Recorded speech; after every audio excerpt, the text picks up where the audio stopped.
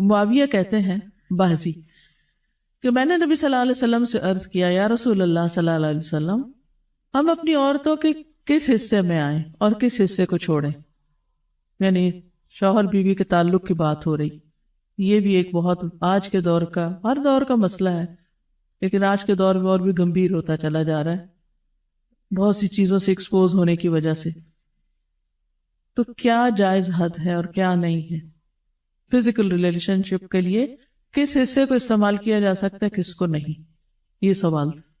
تو اس پر آپ صلی اللہ علیہ وسلم نے فرمایا تمہاری بیوی تمہارا کھیت ہے، تم اپنے کھیت میں جہاں سے چاہو آؤ. جہاں سے چاہو آؤ کا مطلب کیا ہے کہ جہاں سے کلٹیویشن ہو سکتی، یعنی کہ کھیت کے تعلق سے کیا بتایا، نساؤکم حرث لکم فأتوا حرثکم انا شئتم. انا شئتم کا مطلب انا جو ہے ظرف زمان و مکان دونوں کے لیے آتا ہے کہ جانے کا کوئی خاص وقت مقرر نہیں کہ یہ دن ہے یا رات ہے، ایسی کوئی پابندی شریعت نے نہیں رکھی. اور اسی طرح جب کھیت کہہ کے بیوی کو بتایا گیا تو اس میں اس کی یعنی کہ اس کی قدر و قیمت اور اس کی حفاظت اور اس کی سرسبزی اور خوشحالی اور وہ ساری چیزیں اپنی جگہ ہے. پلس یہ بہت ہی حکمت کی بات ہے کہ کھیت میں کچھ اگ جب ہی سکتا ہے جب اس میں بیج ڈالا جائے. تو اب شوہر بیوی کے ساتھ کیسا تعلق قائم کرے کہ اولاد پیدا ہو سکے؟ وہ اورل سیکس سے تو نہیں ہو سکتا، وہ اینل سیکس سے بھی نہیں ہو سکتا. obviously understood ہے کہ انا کا مطلب یہاں کیا ہے، ٹھیک ہے نا؟ یعنی یہ وہ باتیں کہ جن کو بہت لفظوں کو کھول کھول کے نہیں بولا جا سکتا، لیکن اٹس انڈرسٹوڈ. تو آپ نے کہا جہاں سے چاہو، یعنی کوئی رکاوٹ نہیں، ممانعت نہیں. اس کا یہ مطلب نہیں کہ ناجائز حدود فلان کے کہو کہ اس کی بھی ممانعت نہیں. البتہ جب تم کھاؤ تو اسے کھلاؤ. یعنی کہ شوہر خود آؤٹنگ ڈائننگ کے لیے چلا جائے اور بیوی کو کہے کہ بس گھر میں ہی پکا لو اپنے لیے اور کھا لو، خود صرف دوستوں کے ساتھ رہے. دس از ناٹ رائٹ. بیوی کو بھی لے کے جائے اور ساس بھی بہو کو جانے دے. جب تم کھاؤ تو اسے بھی کھلاؤ، جب پہناؤ تو اسے بھی پہناؤ. کا مطلب یہ ہے کہ عید آئی ہے، اپنے لیے سوٹ لے رہے ہو تو بیوی کو بھی کچھ لے کے دو. یہ ہے ایکوالٹی ایک طرح سے. اس کے چہرے پہ نہ مارو، اسے گالیاں مت دو، ابیوز نہیں کر سکتے. اور اسے قطع تعلقی اگر کرو، یعنی ویسے تو نہ کرو لیکن اگر کرو تو گھر کی حد تک رکھو. کک آؤٹ نہیں کرو، گھر سے باہر نہیں پھینکو، گھر سے نہیں نکالو.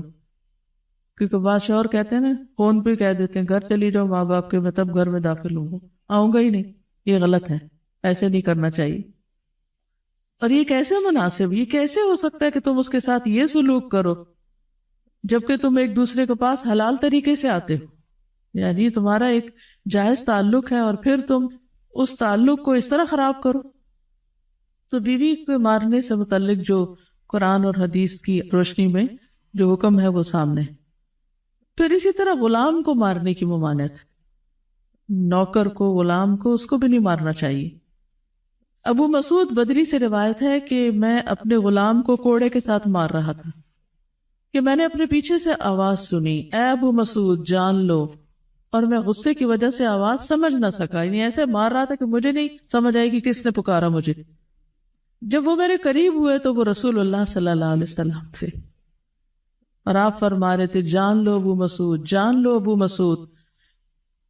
کہتے ہیں میں نے اپنے ہاتھ سے کوڑا پھینک دیا تو آپ نے فرمایا جان لو ابو مسعود. یعنی آپ بار بار فرما رہے تھے اللہ تم پر زیادہ قدرت رکھتا ہے تمہاری اس غلام پر قدرت سے، یعنی جتنا تم اس غلام پہ قدرت رکھتے ہو اللہ اس سے زیادہ تم پہ قدرت رکھتا ہے، یعنی تمہیں مارے گا. کہتے ہیں کہ میں نے عرض کیا اے اللہ کے رسول صلی اللہ علیہ وسلم میں اس کے بعد کبھی غلام کو نہیں ماروں گا. اور بعض روایت میں آتا ہے کہ انہوں نے آزاد کر دیا. ابو عمر زازان سے روایت ہے، کہتے ہیں کہ ہم لوگ ابن عمر کے پاس تھے، انہوں نے اپنے غلام کو بلایا جسے انہوں نے مارا تھا. انہوں نے اس کی پیٹھ کھول کر دیکھی، کہا کیا تمہیں تکلیف ہو رہی ہے؟ اس نے کہا نہیں. اس کے بعد ابن عمر نے غلام کو آزاد کر دیا اور ایک تنکا زمین سے اٹھایا اور کہا کہ مجھے اس کا اتنا بھی اجر نہیں ملے گا جتنا اس تنکے کا وزن ہے۔ میں نے کہا ابو عبد الرحمن آپ ایسے کیوں کہہ رہے ہیں؟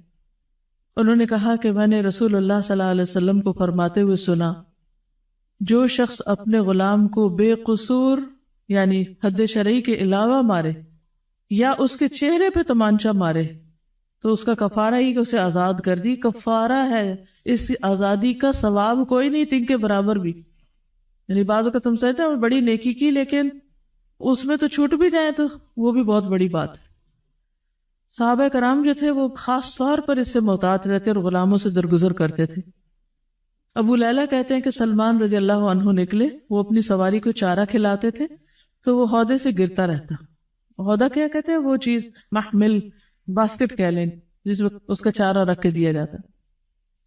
اس پر انہوں نے اپنے خادم سے کہا اگر مجھے قصاص کا خوف نہ ہوتا تو میں تمہاری پٹائی کرتا کہ تم نے ایسی چیز کیوں جانور کے آگے رکھی۔ تو مطلب یہ کہ اگر میں تمہیں ماروں گا تو مجھے بھی مار پڑے گی، اس لیے میں تمہیں مار نہیں رہا، ورنہ جو حرکت تم نے کی ہے اس میں تمہیں مار پڑنی چاہیے۔ نماز پڑھنے والے غلام کو نہ مارنا۔ ابو امامہ سے روایت ہے کہ رسول اللہ صلی اللہ علیہ وسلم خیبر سے واپس آئے تو آپ کے پاس 2 غلام تھے۔ حضرت علی رضی اللہ عنہ نے کہا اے اللہ کے رسول صلی اللہ علیہ وسلم ہمیں بھی ایک غلام دے دیں۔ آپ نے فرمایا جو چاہتے ہو لے لو۔ انہوں نے کہا آپ میرے لیے پسند کریں۔